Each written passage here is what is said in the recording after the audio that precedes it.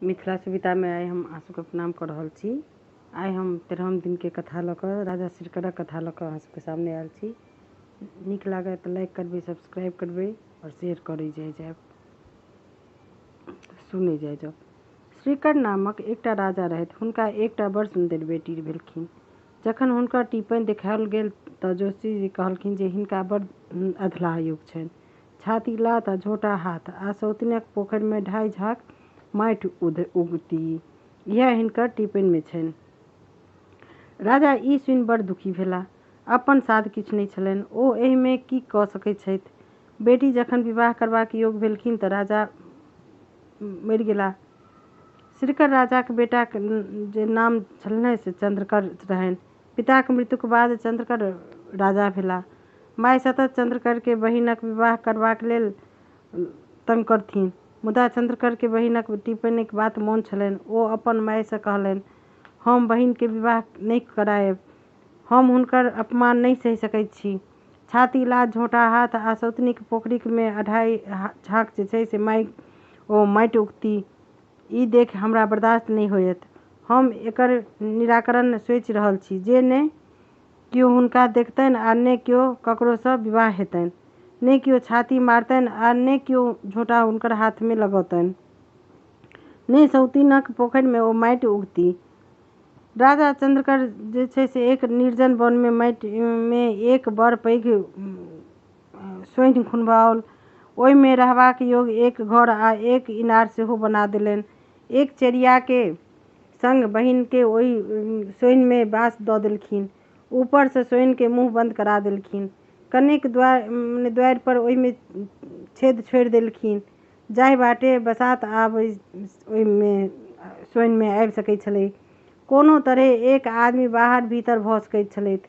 राजकुमारी अबला छली, हुनका मायक बात मानऽ पड़लनि और भाई के बात सेहो हुनका मानऽ पड़लनि। ओ सोनि में दिन काटऽ लगली। भाई मास दिन पर खैबा पीबाक जे छै से वस्तु पठबैत रहथिन।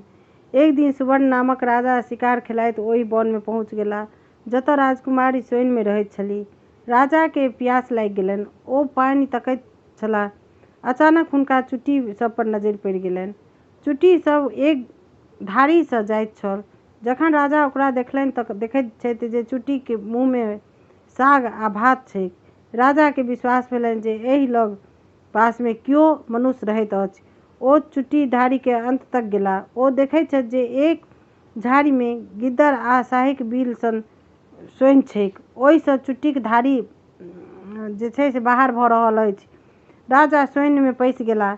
भीतर गेलाक बाद देखैत छथि एकटा बहुत बढ़िया आंगन आ एकटा इनार छैक। ओ हाक लगौलनि, केओ एतय छी? हमरा बड़ जोर प्यास लागल अछि, कनेक पानी पियाउ। हाक सुनि राजकुमारी एक पात्र में शीतल जल अपन चेरिया के हाथे पठा देलखिन। राजा जल पीलनि, किंतु प्यास लगले रहलनि। ओ पुनः पानी मांगि पीलनि। ओतऽ हुनका चिड़िया सँ ज्ञात भेलनि जे एक सुंदरी राजकुमारी एहि सोनि में रहैत छथि आ ओ कुमारिये छथि। ओहि राति राजा ओतऽ रहि गेलाह आ राजकुमारक सुंदरता देखि मोहित भऽ गेलाह।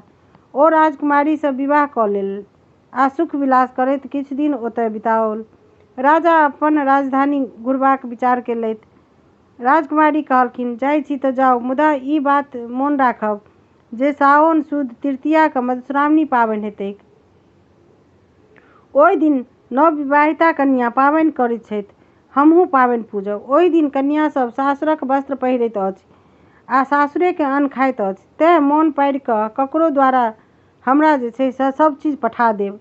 राजा अपन राजधानी घुरि अयलाह, कारीगर के बजाओल आ एक खूब सुन्दर चुन्नी बुनवा कऽ देबऽ लेल आज्ञा देलखिन जे ई हम पठेबनि हुनका।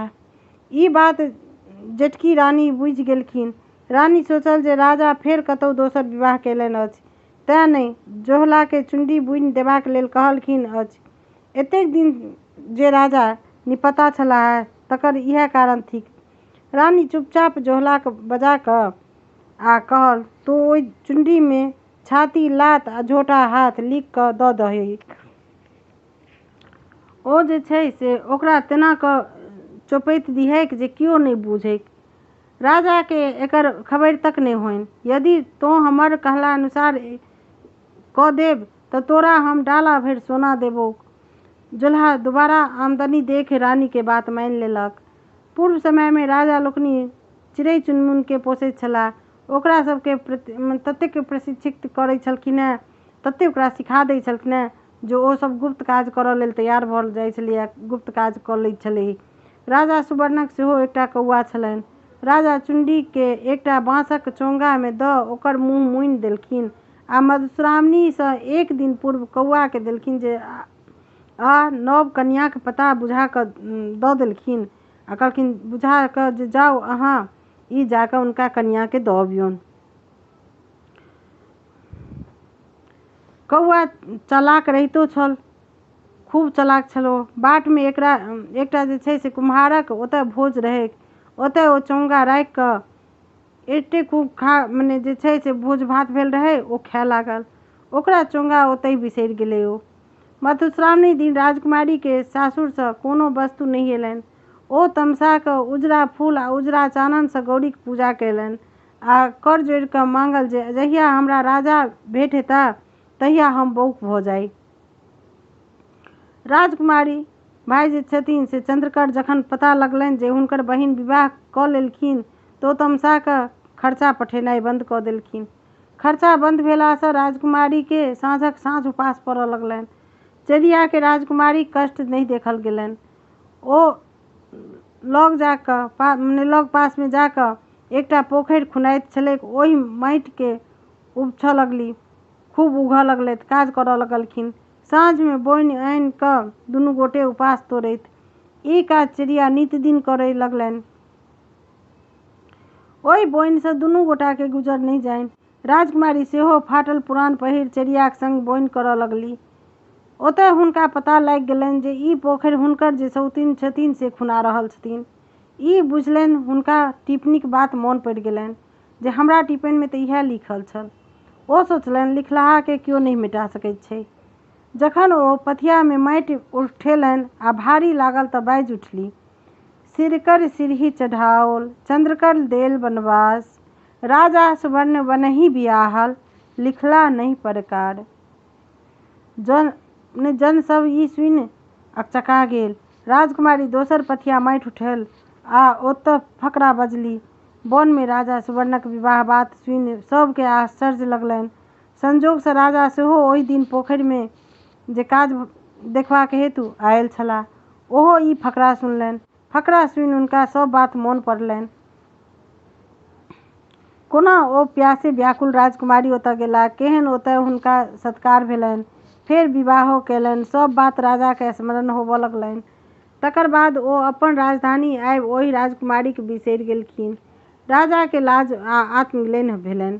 राजकुमारी तेसर पथिया माटि फेकबाक लेल उठेलनि। एहि बेर ओ आधे पथिया फेंक सकली आ बीचे में राजा सुवर्ण आगाँ हुनका आबि कऽ ठाढ़ भऽ गेलखिन।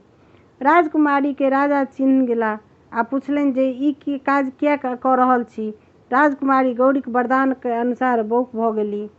ओ राजा के किछु उत्तर नहीं दऽ सकली, बौक भेल एकदम से ठाढ़ रहली।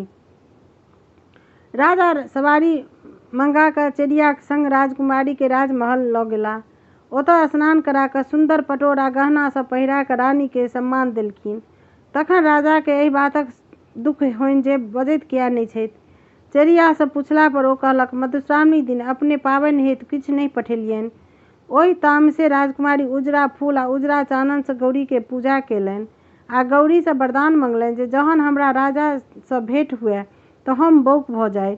तेँ ओ नहीं बजैत छथि। ओ तैं बौक भऽ गेल छथि। राजा जहन सब बात सुनलनि तऽ दुखक पारावार नहीं रहलनि। हुनका बहुत दुख भेलनि, बहुत कष्ट पहुँचलनि। ओ कौआ के बजा कऽ चोर जे छै चोंगा देने रहथिन तकर खोज केलनि। कौआ ई बात ध्यान सँ उतरि गेल रहै जे हमरा की भेटल रहै, हम की केने रही ओहि टाइम में।